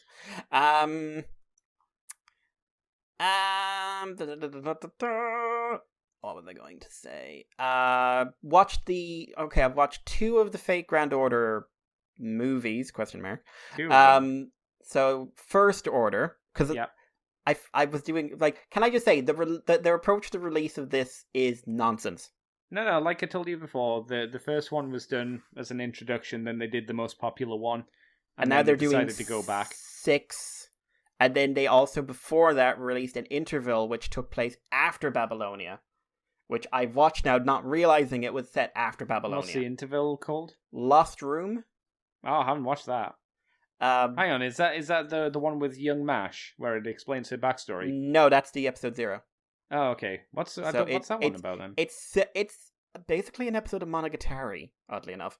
It's really psychedelic, and it's sort of like it's like a room where things that are lost have ended up, including a character who died, and you kind of see her get semi-ripped open by spectral hands. And also like... no, I haven't seen that. And like Galahad's in there, and Fujiwara, and he tells like, you're all going to die, and I think it's supposed to tie into I checked because I was very confused. It's supposed to tie into the next arc that followed up from the one that Babylonia, the Grand Order arc. Or it's got another name. Like, it's supposed to, I think, from what I understand, Grand Order goes into space shit. Narratively. Kind of. Yeah, so I think but not really. Yeah, but it's like leading into that. Yeah. So watch First Order. That's a lot of exposition. Yeah, it's not great. But then again, that's how it was in the visual game as well. But there was even more. There was more talking. The thing for me is like there's no real character development. No. No, it's all set up for you to go and play the mobile game. And also all of this is explained again at the start of the next one, which means there's not much actual I was hoping there'd be information I needed. There is not apart from the fact that it shows one character's turn to the dark side, who I was certain was a spirit, and he's not. He just dresses like one. So we've got the setup of Fujiwara. We've got the setup of MASH and their meeting. It's not fantastic. It's they form a relationship so fast it makes my head spin. It feels like a tie-in movie for something like Bleach or Naruto. Well, like I say, it's there to facilitate you getting into the mobile game and figuring out what happens. That's why it leaves on the point that it does. Yeah. I like and Caster. you can see why they kind of go over it again for Babylonia, because it's we don't expect people to watch this kind of movie, so just we've got the explanation here. You're done. The action is well done, of course. At least almost all the action was well done. The final fight wasn't. No. Kind of fell into the trap of when someone has a shield and someone has a sword, it just becomes kind of a stand there and take it fight. Yeah, pretty much, yeah. and that works with something like Shield Hero, because you also have and he's surrounded by people constantly fighting, and he has offensive powers as well. This is I take the hit and bounce it back on you. Also, because I don't know a huge amount about Fate, but I know Saber's a big deal. Is it Arthuria? Arturia. She is a big deal. Yeah. She is the face of Fate. So I think I can get why in the game, okay, you're playing Grand Order. This is how we draw you in. This is the character. Mm-hmm. Narratively, they don't explain what's going on with her. Vaguely, bad guy did bad shit. Doesn't really explain why she went nuts and tried to kill everyone for me. Especially since she seemed relatively sane. Or why, what... a lot of what happened in that opening arc didn't get explained well. No, they spend too much time explaining the premise, and then kind of don't spend enough time explaining what's happening in the plot. There's not enough time to do everything that they wanted to. If they'd used it to develop the characters, Fujiwara, I know in the game he's the blank slate protagonist, but if they'd just, same with Persona 4. What did Persona 4 do? They got every line they could and made a character out of it. Yeah. He doesn't have any lines, really, though. Yeah, but that's the problem. There are no selections you make, really. You just listen to people talk at you. You could have, tried. All right, he doesn't have a character. Let's make one.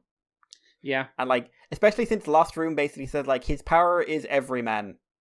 Yeah, pretty much. And it's Which is just okay, whatever. That's weird.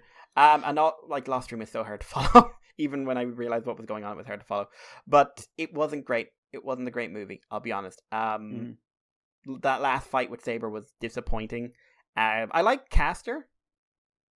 They said he was Ireland, so I'm assuming he's someone like Cuchulainn or something like that. That is him. Usually he's portrayed as a Lancer, but in Grand Order they were he's a Caster. He says at one point, summon me as a Lancer, and I was just so you could technically summon any of the spirits as anyone?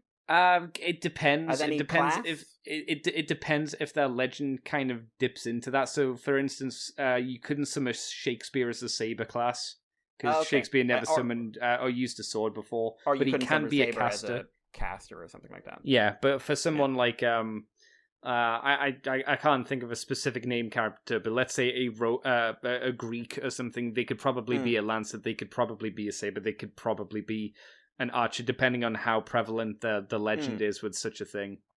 Also, Archer, I'm assuming, is someone important because vaguely seemed like they were trying to put focus on him. Yeah, that's a character that was used a lot in the Fate's Day Night series. Okay. It's the one I'm thinking of. Yeah, white hair. Yeah, it's red. The same one. He had kind of a ragged cape.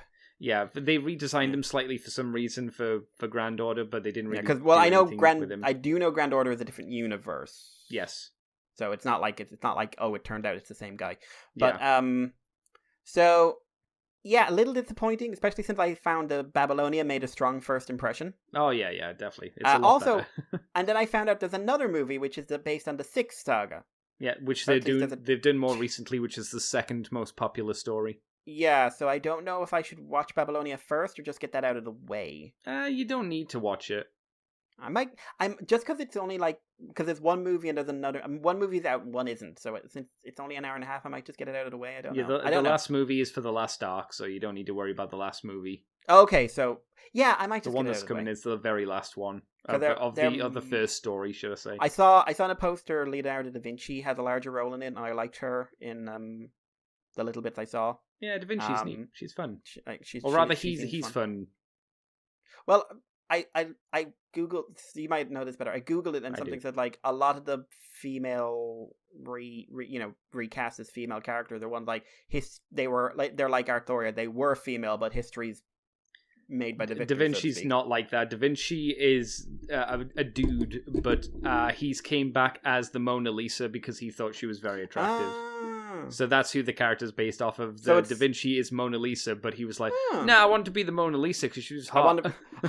I want to be hot." What? Yeah, pretty much. I don't want to be an old gross man. That was. Hey. It's not word for word, but it's like, listen, fair enough. If you've got the power to be any form you like, if you can envision it, as long as it's related to you, do it. Mm-hmm. To be fair, the real reason it's there is so you can have another waifu. Let's be honest. But it's a silly reason. The artistry, the craft. What are you saying? Waifus, boobs, money. Waifu, boobs, money. Just cut to some anime director with glasses on. I've literally described the entire VTuber. Mikey, I've literally described the entire VTuber market. Yeah, true. Let's be fair. You need to do that, but you need to cut to Miko with just putting on her sunglasses. This is her life.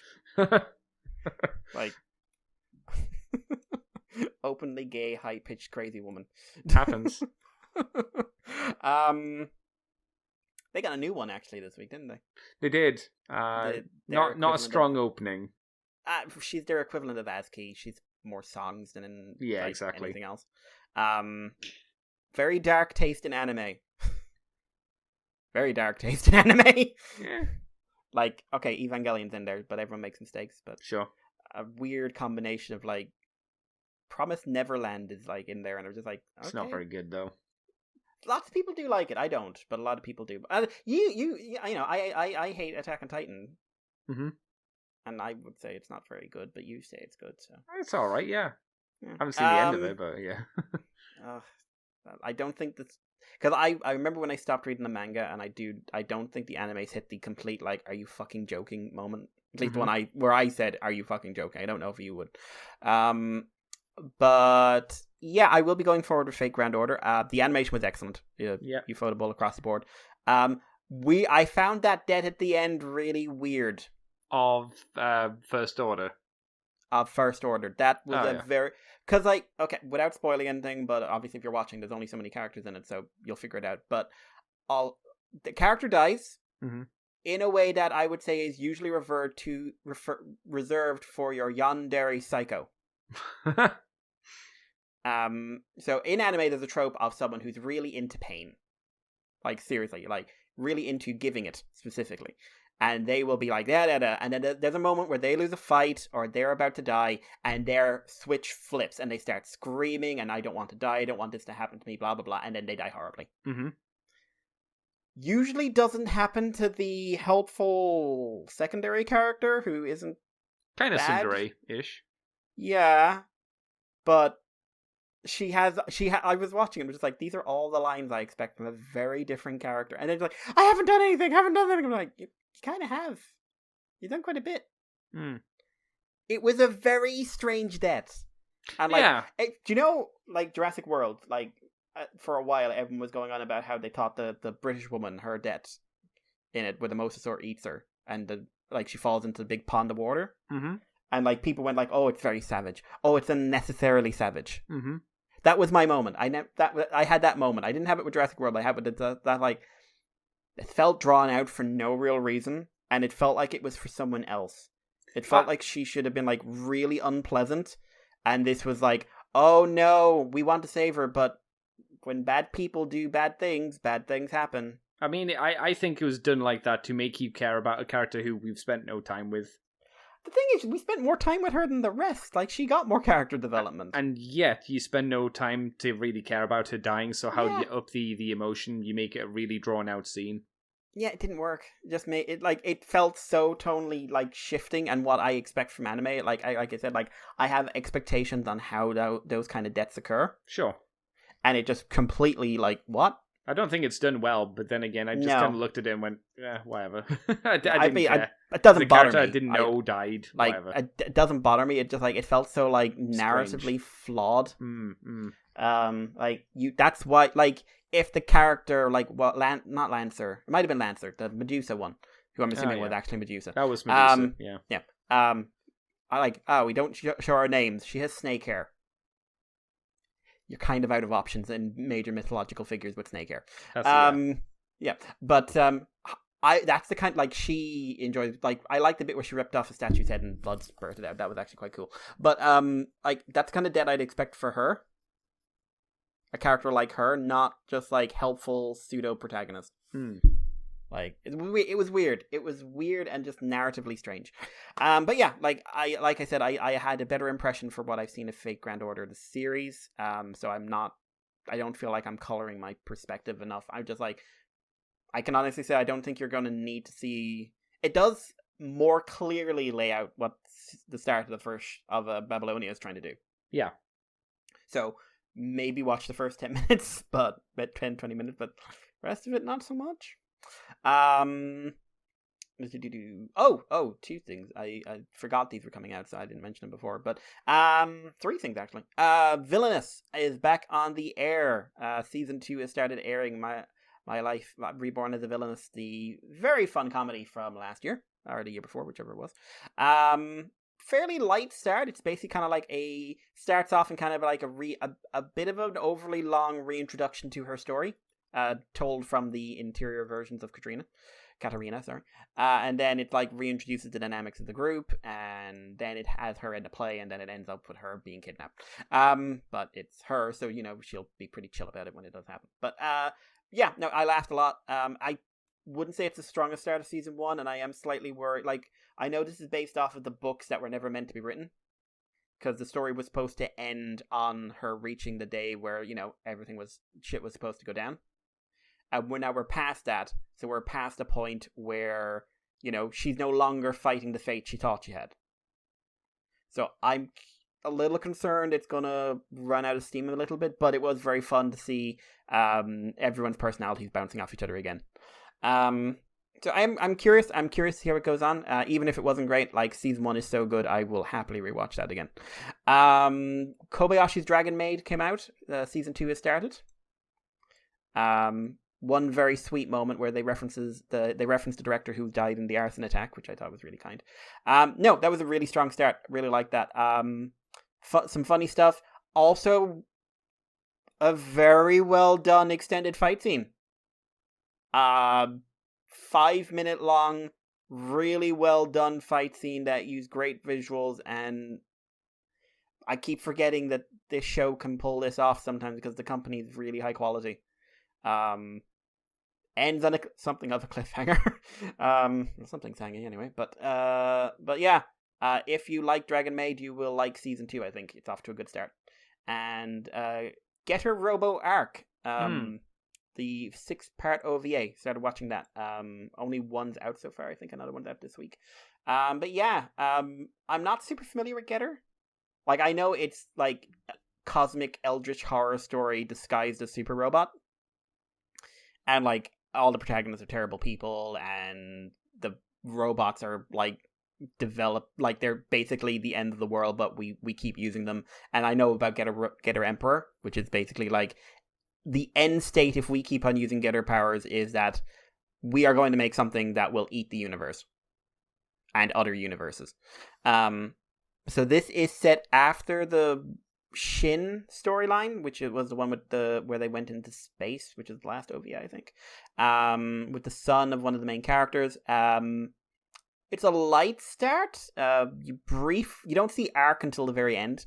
It has a mouth, and it screams, and it likes the first move it does is ripping something open and tearing its inside out with its jaws. Visual style is so screaming 1980s, 1990s, I was made by Go Nagai's best friend kind of thing. Okay. Which it was. So like, I think the art style could really throw people off. I wasn't crazy about the 3D for the robots. It's not like Polygon bad, but it's not like Studio Orange or Wit. Isn't it good, kind of standard for those shows? Because I Yeah. feel like when I've seen clips, they've all looked kind of similar. I'd say it's a bit more noticeable than like, it's not like, Gridman pulls it off really well. Yeah. Oh, yeah, yeah. But it's not that quality. It's like very like, this is done by a competent CG studio. Sorry, when I said that, I meant like, to me, it reminded me a little bit of Kamen Rider Skull, Jesus Christ. Mazinger's Skull.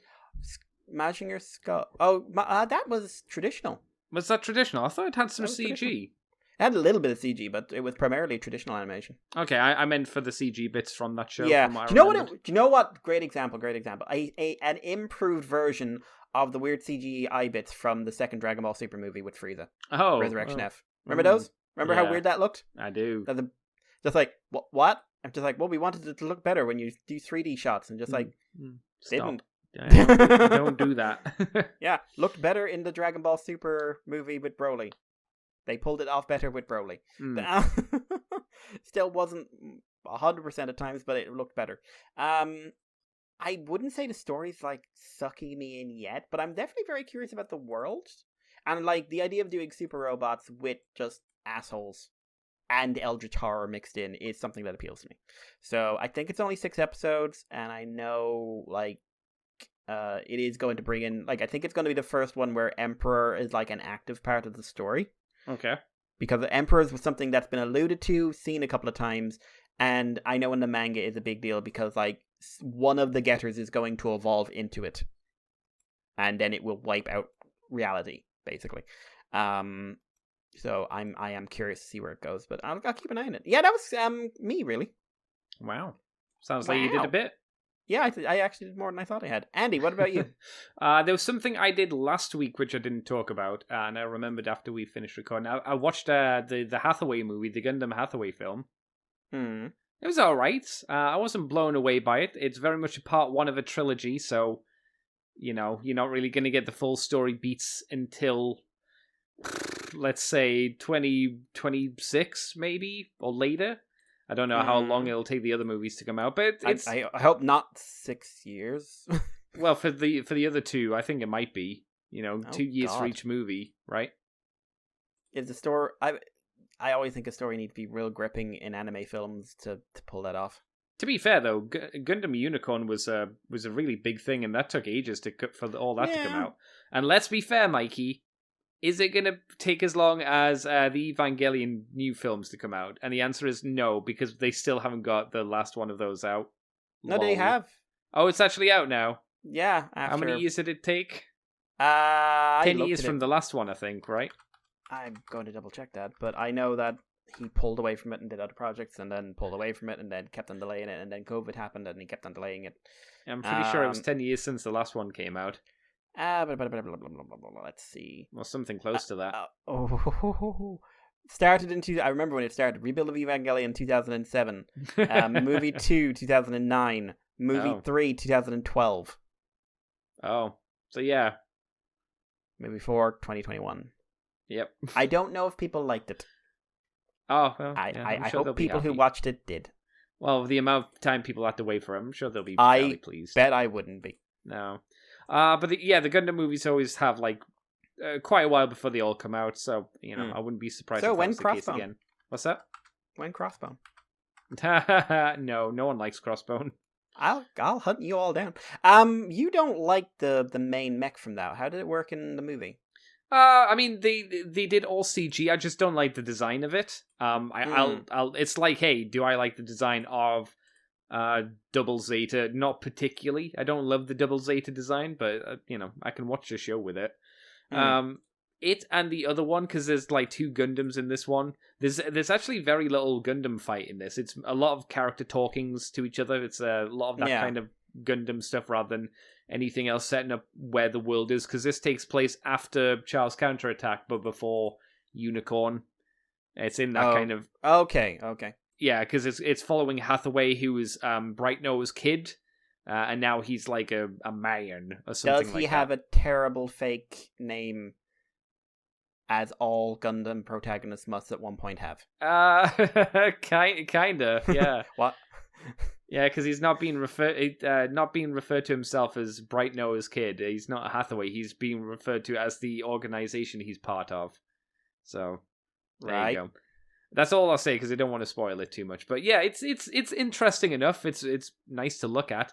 I can't say there's a lot to it because it is a lot of setup without too much payoff. So it'll be one of those things where we just have to wait and see, I suppose. So I did that. Excuse me. I'm continuing on with Babylon 5 on to season 4. Still good. No surprise there.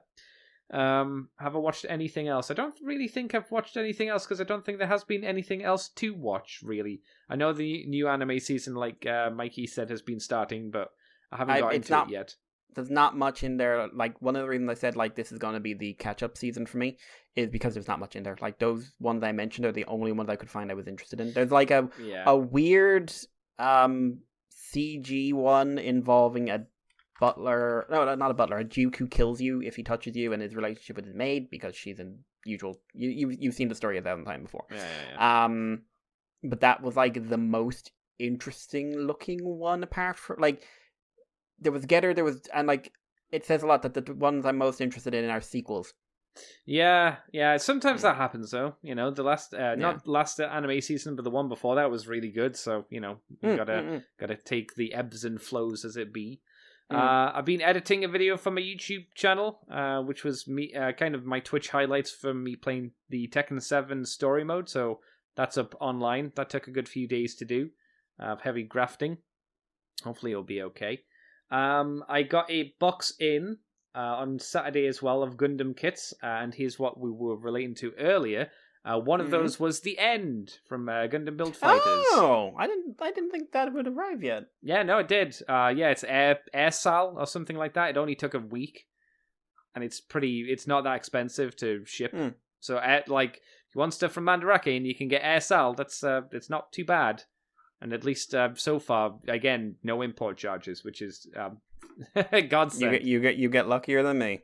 I think I'm wondering if this is like a new deal that we've got set up with Japan now or something. That's the case. That's even better. Hooray! Good thing to come out of Brexit. I'll take it. I'll take it. What else? Oh, the Mercurius and the Vertigo or whatever it is. I know the one. Yeah, the ones from Gundam Wing, the one with the beam and the shield. I got them because that's a set I've been after for a long time. Haven't started building them. Haven't finished the End. I've only got the robot mode done for the End, so I need to build the rest of his cape and hands. And I want to separate the fingers for the giant hands as well, which will mean I have to just push a knife through them because they're not individually done. They're molded as one big hand thing, unfortunately, so I'm going to have to knife them apart, which you can do. I've seen people do it, so. I think it's weird for that particular design. What? Feels like one where that would kind of be fundamental to have them as individually flexible. I think it's the fact that it's a high grade, and there's only so much they can do, you know? True. So I'll be doing, you know, and it would be nicer if they made it a little bit easier to separate the fingers yourself, but, you know, whatever. So I've got that to do. And then it's just been work. I got to see my buddy Matt this week, so that was fun. We hung out and had pizza and watched things, and I learned the horrible truth about his past, which was he has not ever seen a Lethal Weapon movie. He has not. Why are you friends with this awful person? He has not watched past Die Hard 1, so there is benefits to that as well, because he's not seen Die Hard 4 or over. Well, no, you stop at 3. There's a reason you stop at 3, because you're a human being, and there's... Oh my god, he's a monster. He hadn't seen Predator 2 either, which I was like, oh, that's a shame. He hasn't seen... Oh, but I've seen Alien vs. Predator. I don't think he has. He has seen that. I'll need to ask him. I can't remember what else was discovered. Until the not this time I saw him, but the time before that, he hadn't seen Tremors, so I made him watch Tremors. Oh my god, it's Jason all over again. He said, "Oh, there's more. Should I watch more?" And I said, "No, there's only one Tremors film." There's Tremors, like, and then there's you move on with your life. There's at least 3 more, and then there's more after that as well. I was like, no, there isn't. No. There's Tremors, and now you're happy. I tried to explain to him what the ass blasters were, and he was like, "That sounds fun," and I was like, "It's really not. It's really not." Take a wonderful movie, and then just kill it. Just keep shitting. Just keep shitting. That's what they did with the Tremors films, unfortunately. It's a shame because Tremors 1's really good. It's still really it's a fantastic film. It's a fantastic they do film. really good things with shots in there and practical effects and stuff. It's a great film. What else did I get up to? Was there anything else? Continuing on playing The Watcher. Watch things playing The Watcher. And War for the Overworld, which is the spiritual sequel to Dungeon Keeper 2. And that's pretty fun. It's nice to go back and play a Dungeon Keeper game that's not called Dungeon Keeper, because I think EA holds the license for it, and they made the terrible, shitty mobile game, and they don't know how to make a Dungeon Keeper game. War for the Overworld, though, is good. Literally the worst company in the world. They're one of the worst companies, that's for sure. Definitely. They've won a prize for it. They were, yeah, it's not anything of significance though. It's like, hey, you got an award from Hollywood for being the best movie. In my eyes, that doesn't mean anything either. I know, but I think it takes an achievement to literally. It's like getting a Razzie. Like, you usually deserve a Razzie. I feel like if you win an award that says like this is the worst place on earth to work, I'll at least won't put in a CV, you know? That's true. Yeah, that's fair. And I think that was about it. I can't think of anything else I've been up to apart from boring worky stuff, which is always dull. Got the podcast up, the Patreon show for the comic show this month or last month, or whichever. It was the last one. That's all done. And yeah, that's been the week for me, as far as I'm aware. I have some Gundam kits now to build, hopefully, over the next week. So that should be fun. Hopefully I'll be able to tell you about them next week. So, Mr. Mikey, are we all done for this week? Oh no, we have some messages. A message. I'll start with this then. Okay, this is from Tenabot4. Okay, you win this time, Mikal, which is just Mikey, but I decided to spice it up a bit. It's my show. I always win. Jack 2 is not as bad as I made it out to be. It's just me who crashes if I so look at a car in the game. And some of the missions are too hard to be fun. So I agree with that. So I'm more of a Jack 3 kind of bug. Maybe that's dude. Jack 3 kind of bug. The Dune buggies in that could take some hits. Anyway, keep an eye on that Jack and Daxter 4-pack on PS4, because I've seen it for 85% off. Wow, that's a lot. When I had no cash. Isn't that always the way? But ports are not remakes! ! Fuck's sake.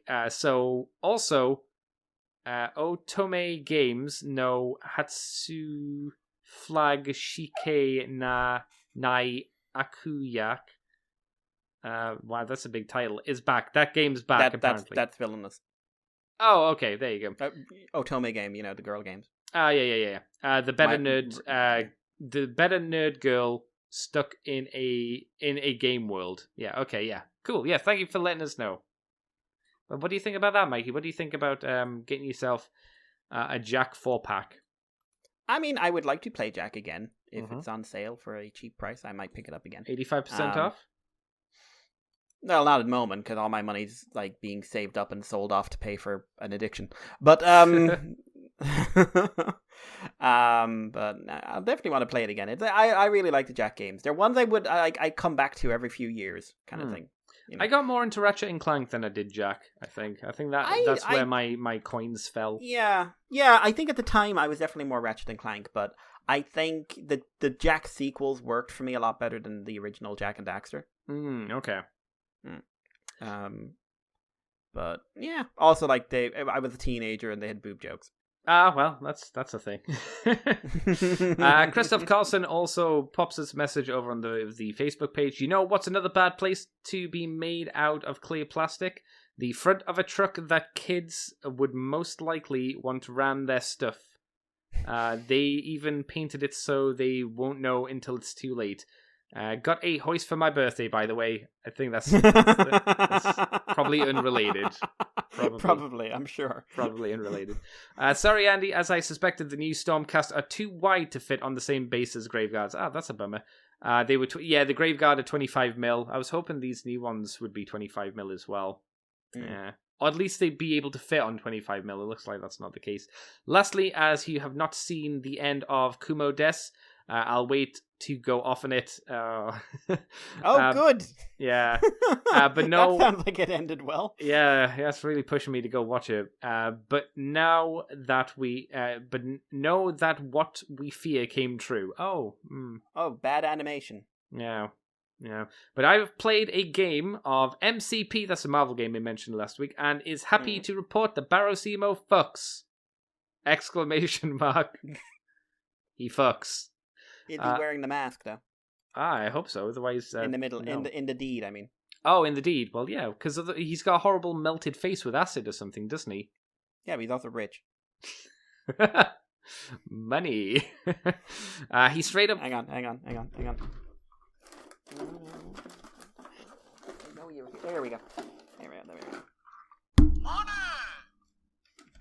Very good. He straight up one-shot Iron Man. And I just need to finish painting him. Those leopard spots are going to be a pain. Oh, yeah. Well, depending on which version of him you want to do, you could make it easier on yourself. I forgot he had leopard spots in some versions of his character design. Do you have any messages, Mikey? I've got the one from Andreas, who hadn't heard from in a while. Oh. Hello, podcastationatos. That should... What? Podcastianatos. Good. It's not just me who fucks up reading. That's good. That makes me more confident. I'm happy. But I read words. Andreas clearly does not use words. I haven't had a chance to listen to the most recent episode since I'm on vacation right now, so I assume you answered my last question. I assume I have as well. If I haven't, tell me. Anyhow, I'm fond of Mobile Armored Strike Command toys. That's Mask. Probably because it was the one war toy line I was able to get as presents. That probably because they were cars instead of like little men with guns. That meant I had 4 to 5 Mask toys compared to 1 Transformers toy. Now for the question: how should a possible Mask reboot be handled? Should it be more like the 80s, where the toys were simple conversions, often powered by a spring mechanic? Or should it use the advancements in the most recent Transformer lines to feature a more sophisticated, elaborated conversion, or something completely different? Bonus question: why do you think we haven't seen a reboot? Is it because it sits in the intersection between Transformers and G.I. Joe sets, and Hasbro doesn't want to dilute those two brands? It's an interesting one. What should we hit with first? Should we hit with the second part or the first part? I want to do the second part because I actually have an idea. Okay. I think one thing that works against it is the fact we've moved away from vehicle toys. Oh, see, I was going to say something akin to Hasbro has too many properties it puts money into and doesn't want to try something new.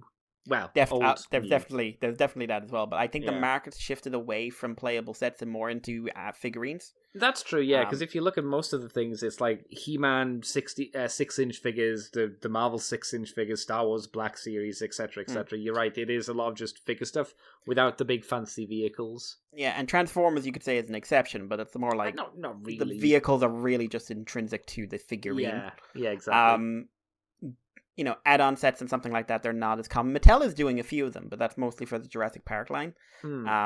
But like, if you're talking about Hasbro's market, especially since Hasbro moved it more into licensed collector lines, or more collector-focused lines anyway, I think like the market is changed a lot. Like that, I think that's why you could get like a Matt Tracker figure in a G.I. Joe subline, but there was never any mention of giving him a vehicle. Yeah, which is a shame. Yeah, and like when they were doing that stuff as well, they weren't doing.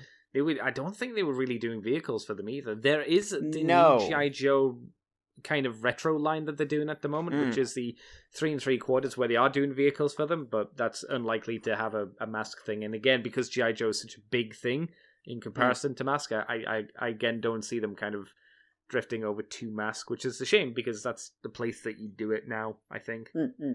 Yeah, I'd agree. So what about the other one? Like, if they've rebooted the toy line, how should they go about doing the conversions and toy aspect? Well, if you remember, we kind of had, but not really had a Mask thing. Do you remember those movie toys, which were the cars that you press the button and they automatically got the guns coming out of them? God, what were they called? I don't remember. Stealth Force. Is that what it was? Stealth Force, I remember. Yeah, I think that's as close as we're gonna get to Mask, and they were actually quite nice. I mean, it's not like you could put figures in them or something, but I think if you were going to do something mask-related, doing something where you pushed a button and they'd open up and maybe you pushed a button and they'd close up again, that could be something that could work. Even though I think it kind of gets rid of some of the, the fun aspect of it. Yeah. You're not doing it yourself, kind of like a transforming transformer that costs £500 to £600 and advertised by Kevin Smith and Jason Mewes. But hey, maybe Creators I'm in the wrong here. What's that? Creators of He-Man. Yes, he's always been a He-Man fan. Did you see the trailer for that? I did. That animation style was not blowing my biscuits, shall we say. I think it looks nice visually. Looks okay. I don't like the style. No, I think the style could be changed on a few people. I found it weird. Cringer was one of the narrators. There's a lot weird about how that story looks, to be fair. I don't know. I don't have an the idea is like it's got that like we're trying to tie into the original show, and that's it's like not a good idea. No, it has that basic kind of feels a bit like that Thundercats comic reboot where they were just like, we're going to make it dark, and their approach to that was to have Cheetara being raped multiple times over years. and the Thunder Kittens, right? Oh yes, they were raped too. Also made to wash Mumra's body in the bath. Yeah, that was a weird. Who was that? Dark Horse? That was not Dark. No, that wasn't Dark Horse. I expect way better. I think that was Udon. Oh, it was Udon. I think so. Oh, okay. I like the idea of the Stealth Force approach. Yeah. I think that would work quite well. I'm not sure if I'd want little figures to go with it, or if I'd want like built-in pilots. I think you'd need individual figures just so you could have the the mask gimmick of them having little masks to go on them. Yeah. But the thing is, like, I would want larger than 3 3/4 inch, and I think if you got above 3 3/4 inch, the vehicles would be too big. Yes, I agree. That's why I say 3 3/4 inch is the only way you go, because you can't really go smaller. Because again, the toy market is not in the small toys kind of area. We're not in the micro machines area or whatever. How big were the mask figures? Like 1 inch, 2 inch? Oh God! There was something really small anyway. They were smaller than 3 3/4. I remember that. But we're not in that market. No one. I don't think we really buy those toys. It was Wildstorm who did the Thundercats. Oh, that makes a lot of sense. That makes a lot of sense. Yeah. I would be more into the vehicles than action figures, but I think, especially since you'd still want to bring in that collect them all gimmick, like action figures would have to be in there. Yeah. Yeah. The problem is, I think most people, when they think of mask, want the vehicles more so than the figure, as well. But I think they still need the figure in. I don't know, but if we think about it, Hasbro's sitting on a lot of properties, a lot of like brand names that they could use, which they don't.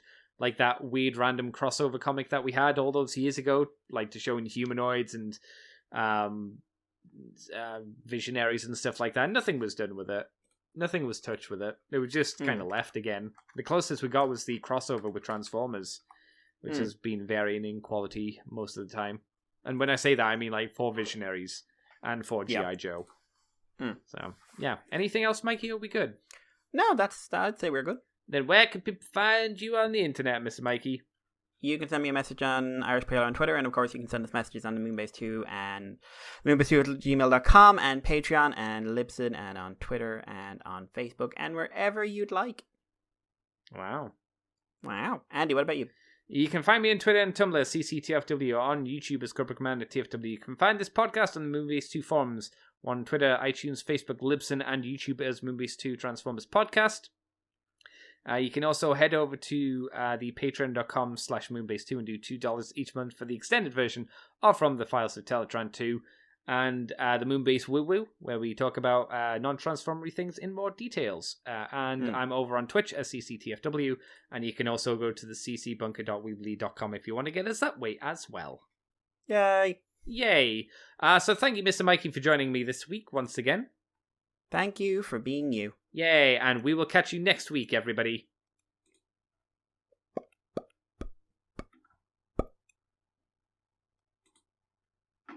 You are now leaving Moonbase 2.